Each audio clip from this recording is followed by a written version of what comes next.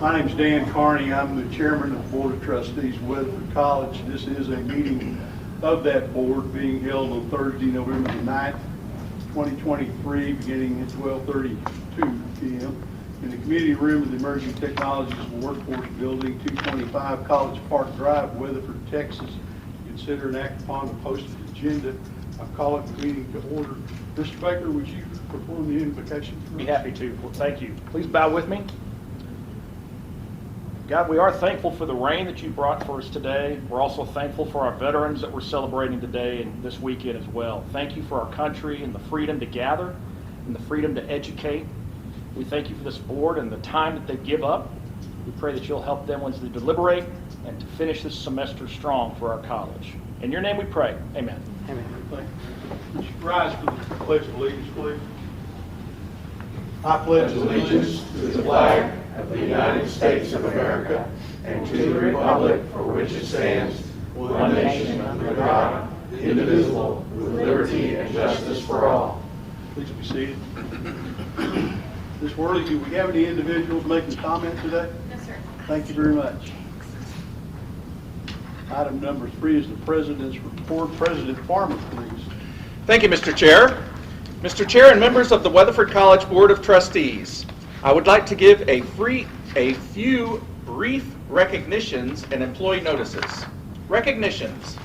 Congratulations to the WC volleyball team for both hosting and winning the NJCAA Region 5 volleyball tournament. Tens of thousands of New Mexico and Texas dollars boosted our local economy as a result of the 3-day tournament. The Region 5 Championship Coyote volleyball team now heads to Hutchinson, Kansas to compete for the national championship. Go Coyotes! Weatherford College is now the legal owner of the Canyon West Golf Course.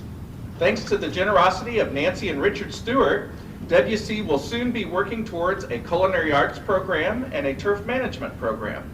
Additionally, we will now be able to host community and donor events at the beautiful Canyon West Clubhouse.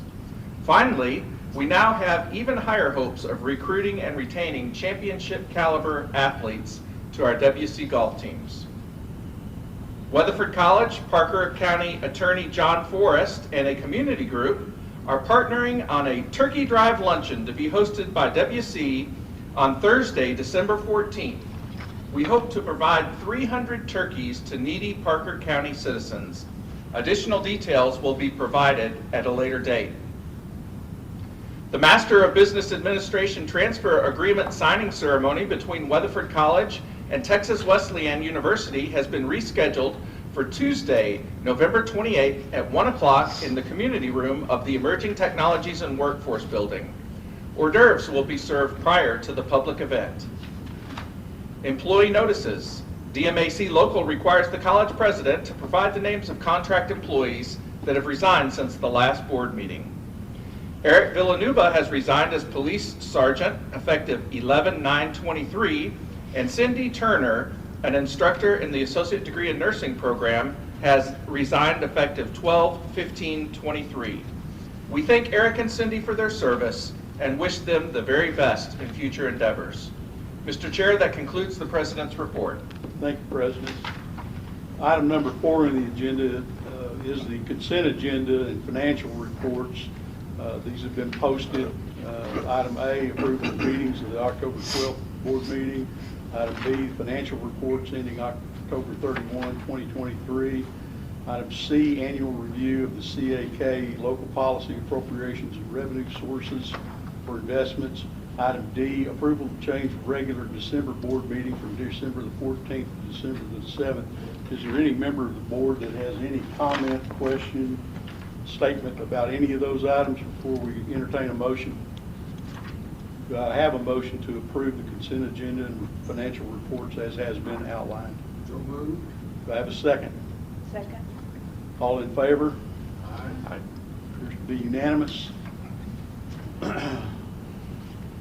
Item number 5 is consideration and possible action, the ratification of the 301 East Park Avenue purchase. President Farmer. Thank you, Mr. Chair. As directed at the last board meeting, we have negotiated the purchase of 301 East Park Avenue in Weatherford, Texas for the purchase price of $400,000 with a charitable contribution of $34,999 in addition to the $400,000 contract price. And Weatherford College now proudly owns its very first alumni house, and Mr. Brent Baker and his team will be making plans to move institutional advancement to that beautiful new facility, and we look forward to opening that up in the future, not only for alumni, but for all of our Weatherford College stakeholders. At this time, I would entertain any questions and ask the board to consider ratifying the purchase of that property. Mr. Baker, make a comment to us. Tell us how we're going to use this neat piece of property and exactly where it's located and that sort of thing. Thank you, sir. It's very exciting. 301 East Park. It is just northwest of campus. It's a white house there with a gigantic tree out front. It's a beautiful home that's been completely refurbished on the inside. And this happens at a lot of universities where there is a place to display memorabilia from the decades and the 150 years of Weatherford College. We'll have alumni gatherings, donor VIP events, other areas of the college could use it. We'll have at least 3 of our personnel there full-time. Wow, that's great. Anyone else have comments or questions? Do I have a motion to ratify the purchase of the property 301 East Park? So moved. Second. All in favor? It is unanimous. It is so ratified. Item number 6 on the agenda, consideration and possible action, the election of board of directors for the Parker County Appraisal District. Mr. Baker. Yes, sir.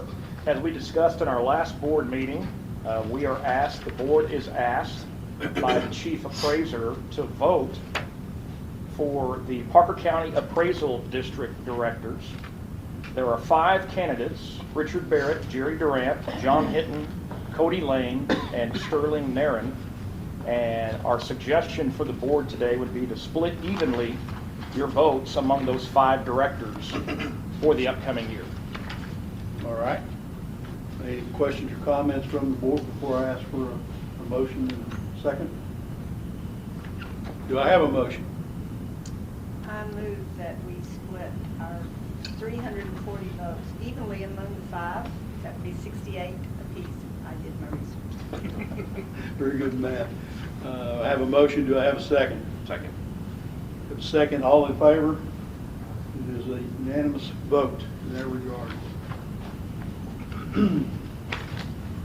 Item number 7, consideration possible action, determination of prevailing wage on construction projects for fiscal year 2023-2024. Dr. Cantrell, tell us about this. As required by Texas Government Code Section 2258.022, each year we're supposed to choose an option of either conducting a survey of wages in the area or either using the prevailing wage rate as determined by the United States Department of Labor in accordance with the Davis-Bacon Act. We can either go with either one, but we have recommended in the past and will continue to recommend that we use the prevailing wage rate that the United States Department of Labor uses in all construction projects, that we will require that those be paid. And we're recommending at this time, it's option 2, that the Board of Trustees approve the Texas Government Code Section 2258.022, subsection 2, as its option in determining the general prevailing wage rate for per diem wages as presented. Any questions or comments from the board members? All right. Do I have a motion for that prevailing government wage rate to be adopted by Weatherford College? Do I have such a motion? I'll make that motion. Okay. And second? Second. All right. All in favor? It's a unanimous vote. So done.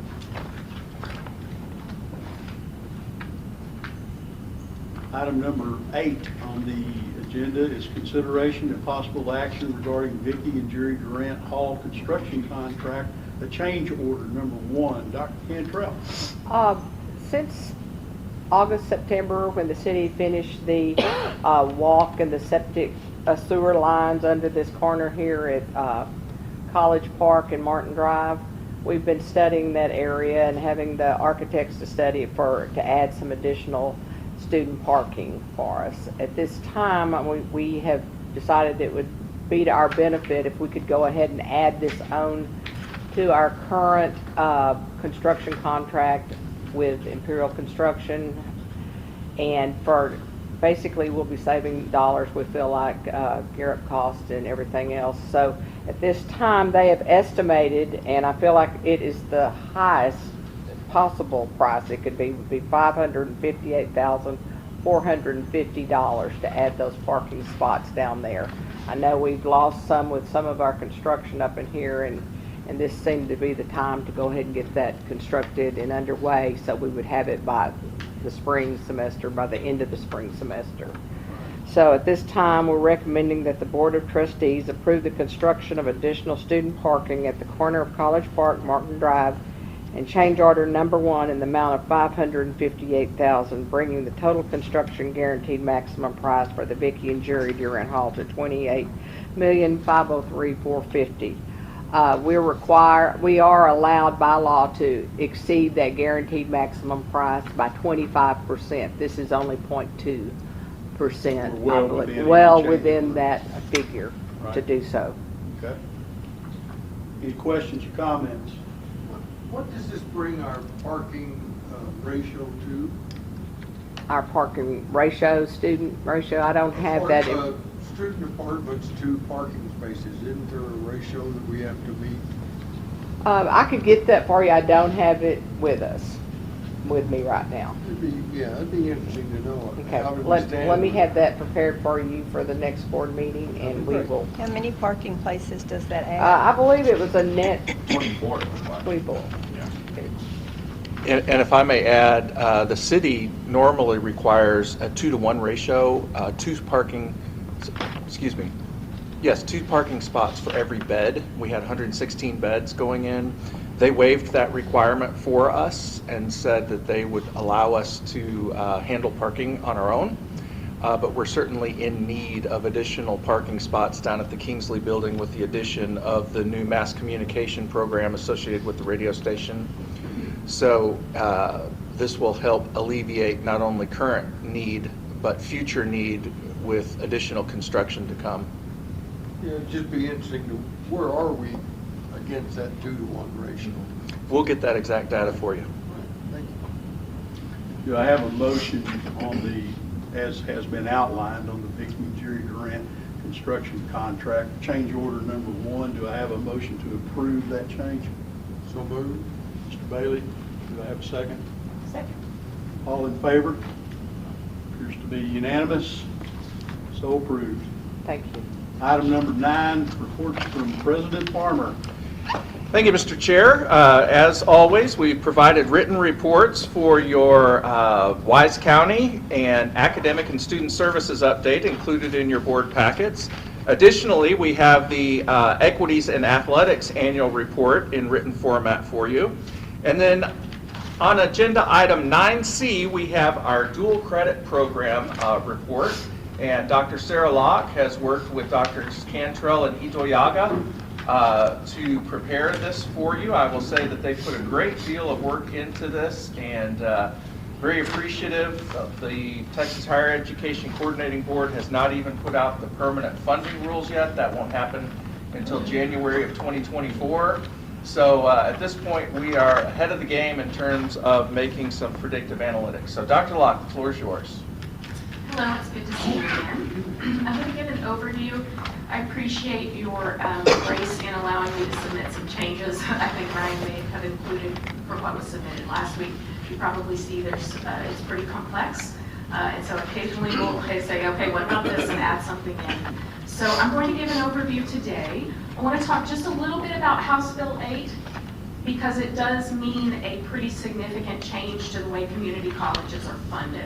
I will be focusing on the part that relates to dual credit, but the big picture is changing because the state is moving away from contact hour funding, focused on how many students we have enrolled in classes, to looking at performance measures.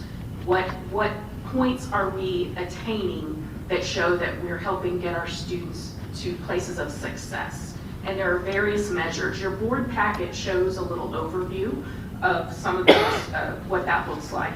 And it includes, 15 hours of dual credit or 15 hours towards an academic transfer, degrees of value.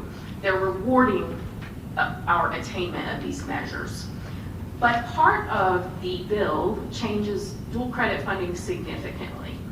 It's called FAST, the Financial Aid for Swift Transfer System, and it is optional for colleges to participate in.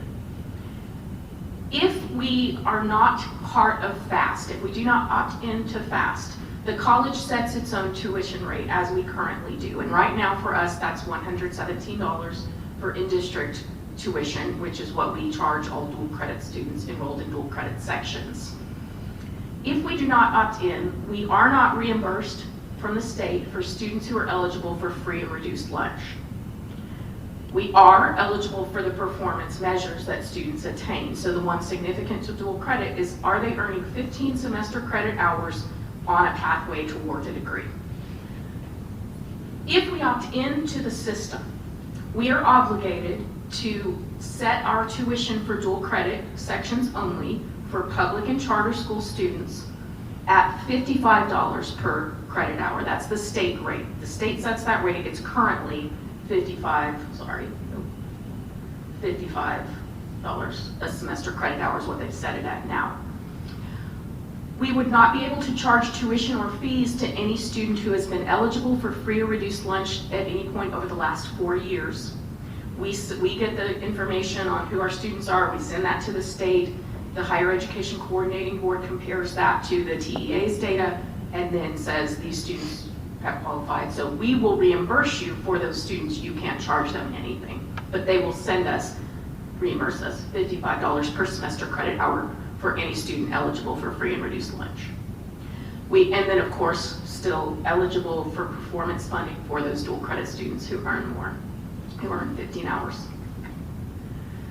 This is an approximate picture of where we are now. So based on our fall enrollment this year, based on what we anticipate for the spring, these numbers represent the amount of tuition that we expect this year from dual credit students at our current rate, because we have not opted in to FAST this year. Our technical dual credit tuition is currently at $10 per credit hour. I've added some information from what was in your initial packet about our contact hour reimbursement right now, what that represents, the funding that we get right now, and a bit of success point funding, which is picture, part of the picture, but becomes more important. So I have a total there for our subtotal of tuition and success funding this year, $2,433,965.04 is our estimation there. I've approximated our academic costs, but I did look at each school, who has embedded instructors, where we're sending someone, which is taught by an adjunct, whether it's online or face-to-face. And our academic costs I've estimated at $660,860 for instructional costs and $36,466 for technical instruction, because we pay those at different rates.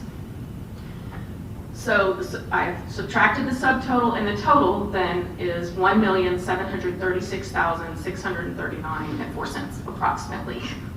It is pretty complex, as I said, but that's a general picture. So using the same figures that we have now, if I look at what our enrollment is currently, if we just look at and assume for the moment that our enrollment stays the same, but we opt in to the FAST program, clearly our tuition dollars will go down a little more than half, because $117 to $55 per credit hour drops our tuition significantly. On the plus side, though, we will gain money for any technical dual credit student, the current rate, any technical dual credit student who's eligible for free and reduced lunch, and that's a sizable population of that student group. We would gain money, $45 a credit hour from the state for those students above what we normally charge, because they're still reimbursing at the same rate. We don't get contact hour funding under the new model, but if our success rate goes up And as the costs go down, we do see that students take more hours. You can see that in your packet on the Springtown students, where we have the agreement to charge them less tuition because we pay their folks less. And you'll see that their number of academic credit hours earned is significantly more than even Weatherford High School's academic credit hours, because it's very affordable, so the students take more hours. So I've estimated for each school what I think is a reasonable and probably pretty optimistic guess for students who would reach performance measures, and the $1,700 per student that we would get. If a student gets 15 semester credit hours, we get $1,700 for that student. That's our performance funding for that measure. So that subtotal is about $2,198,048. This, if our tuition is going down, we assume that we probably have to reduce instructional costs in order to make it sustainable. So I have estimated if we paid our embedded instructors, that means those are people who are employed by the districts, getting paid by the high schools already to teach the class. That is a high school class and college class, and currently we pay at the adjunct rate. So if we lowered that, I looked at each district to see, if we lowered that amount, what we would save there. Technical instructional costs, I calculated at the same rate. And so looking at that total, we would probably, I think, optimistically, recover some of that funding with success points if we opt in. A very optimistic look is $1,649,704. That's optimistic. The reality is that we have partners in the area who are offering dual credit for free to everyone. If we lose 25% of our enrollment still under this model, you can see that the numbers drop. If we lose 50%, this is what it looks like. Please understand that these numbers and what you see in your packet is very detailed, but it is also a guess. These are projections, and there are a lot of contingencies. But having built this model, we feel pretty confident that we can plug in some different numbers into those columns and see, okay, if we lose a district, if we lose a percentage, this is what our picture looks like. So our optimistic projection is here. Current and future if we opt in. If we opt out, understand that they will have more affordable options that they will be looking to. So opting out does not mean that we retain this. But this is the picture as we see it right now in our crystal ball. I want to thank my colleagues. Adam Finley helped supply some data. Dr. Iyoyaga, Dr. Cantrell contributed to this as well. And I'd love to answer questions if you have them. Just a quick on the reimbursements for the free and reduced lunch program. Is that within the school year, or when are those reimbursements projected to be paid? As I understand it, they will be sent at the end of this, after the semester is over. Okay. So we send in rosters as whenever we get them. The state matches co-board and TEA data to each other to see who's eligible. They tell us, and then we, charge based on what they've told us about who is eligible. It's not just the high school saying this person's eligible. The state has to say, yes, this is the record we have for that student. But then they reimburse us after the semester. So it's just a semester lag time, that's it? That's my understanding. Does Okay. anybody have? No? Thank you. Other questions? So what is the projected loss of revenue? What do you think it's going to be? That is a great question. I think it likely that will be in this 25 to 50% loss, So regardless. 1.2 million? That's what we would, that's not the loss.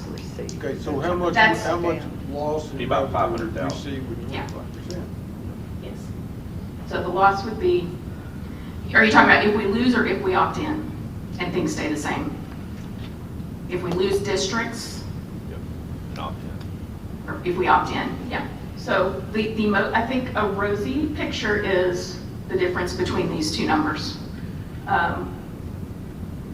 Probably more like 1.2 million versus 1.7, somewhere in there, so about 500,000 in that picture. And that's with the opt-in feature? That's with the opt-in. That's opting in, but still assuming that we will lose some partners anyway. So when do you have to decide? What's our drop deadline? It is a yearly process. So some opted in this year. As I understood it from the conference that several of us attended last week, 19 colleges, 19 of the 50 did not opt in this current year. That includes us. There just wasn't enough time to make a reasonable decision. So for the moment, we're here. So you opt in annually, so before next year. But I will say that our partners will want to know. So for planning purposes, and obviously we all will. I had a couple questions. So you said that like some people are offering free. And when you mean that, you mean not just the FAST program, but for economically disadvantaged, you mean for everybody? Tarrant County Yeah. College is offering free dual credit to all students. Yep.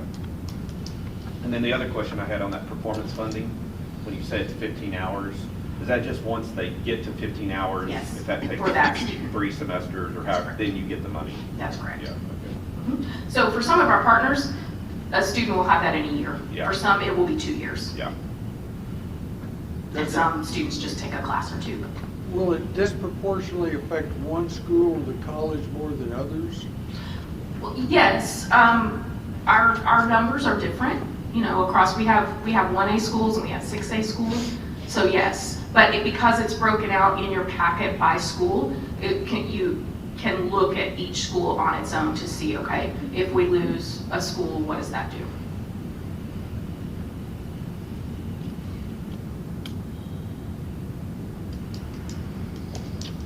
Other questions? So is there a need for us to make a decision today?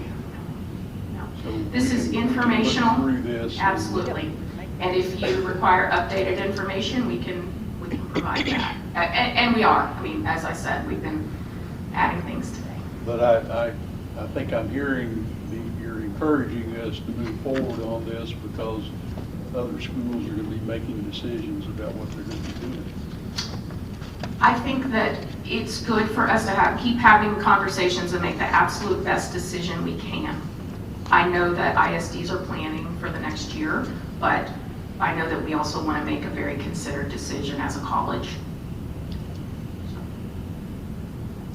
President Farmer, do you have anything to add to this discussion? I would just again thank Dr. Locke and everyone else involved that they have put a lot of work into this, and when the permanent funding rules come out in January, we're going to evaluate the impact of this very closely, not only on the college, but on all of our highly valued K-12 educational partners. And so no action is necessary at this time. This is informational to let the board know the challenges and opportunities associated with House Bill 8 and the FAST funding.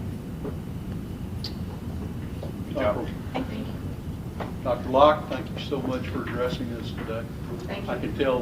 I can tell by what I've seen that there's a lot has gone into this. I appreciate it, truly do. Thank you. Thank you. Item number 10 on the agenda is future agenda items and our meetings. President Farmer. Thank you, Mr. Chair. Next month, we will be bringing to you the annual financial audit and recommending for your consideration and potential approval the 24-25 academic calendar. Thank you, sir. Agenda item number 11, Mr. Baker, you have some announcements for us, do you not? We do. This is probably the busiest time of year as far as activities and events and concerts, so I'm just going to hit the high points here, and we've added a couple of things since this board packet came out, so bear with me on that. Tonight, we have a special event. I think it's the first time we've done this, a faculty staff art show. It's from 6 to 9 tonight in the Alkek Fine Arts Center. Lots of different types of art, visual and musical tonight. That'll be a fun time this evening. There is a piano recital from a very accomplished pianist whose name I cannot pronounce. So we'll just look forward to Friday night in the Alkek. The Coyote Chase Race. This is our 30th annual Coyote Chase Race, 5K and 1 mile run. coming up this Saturday. Susan Sodak and her team are working on that as we speak. And this coming Monday, one of the things that we added is, of course, President Farmer mentioned our incredible volleyball team. We're having a send-off for the volleyball team. They're about to head to Hutchinson, Kansas for that national tournament. And we're going to be outside the Graber Athletic Center in the north parking lot at 12:20 to get all queued up, and they will leave at about 12:30. And we'd like to have a lot of people out there to congratulate them and cheer them on that day. That's coming up this Monday. Lots of basketball games. Had a big men's basketball upset last night over a nationally ranked team. That was great. You can see several basketball games here. President Farmer already mentioned the Texas Wesleyan signing ceremony. Dr. Song has a piano concert on November 29th. Jazz band concert, or jazz orchestra concert, I should say, on November the 30th. Parker County Community Choir, the return of Handel's Messiah. We've had a great tradition for many years, and it is coming back this year on December the 4th. That's at 7 o'clock that evening. And then we'd love to invite you all to our employee awards dinner. That'll be Thursday night, December the 7th, at a new location this year. That'll be at Dove Ridge Vineyard that evening. That's all I have for now, sir. Thank you, sir. Point of personal privilege, in the area of musical and entertainment, I had the great privilege of watching Mrs. Brent Baker direct the third grade class from Mary Martin School at the ninth grade center on Tuesday night of this week. Saw those third graders singing and dancing and speaking and performing, and it was fantastic. My granddaughter was in that performance under her direction. I heard that she was the most talented Well, one. I wasn't going to go there, but thank you for doing it. Okay. She is wonderful. Thank you. She I'll does pass that along. I wonderful. appreciate it. The next item is closed session to deliberate real property and to deliberate appointment, employment evaluation, reassignment, et cetera, of officers or employees of the college. We will now go into closed session for that purpose.